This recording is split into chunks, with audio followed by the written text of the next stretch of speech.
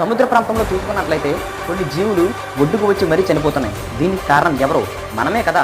మన చావుని మనమే కోరి తెచ్చుకుంటున్నాం అని చెప్పడంలోనైతే ఎటువంటి సందేహం లేదు. అసలు ఏం జరుగుతుంది? మొన్నటికి మొన్నే పాకిస్తాన్ అదేవిధంగా గుజరాత్, మహారాష్ట్ర మధ్య తీర ప్రాంతంలోనైతే యాంగ్లర్ ఫిష్ అనే ఒక అరుదైన జీవి సముద్ర ఉపరితలం పైకి వచ్చి చక్కర్లు కొట్టిన వీడియో అయితే నిజంగా సోషల్ మీడియానైతే షేక్ చేసిందనమాట.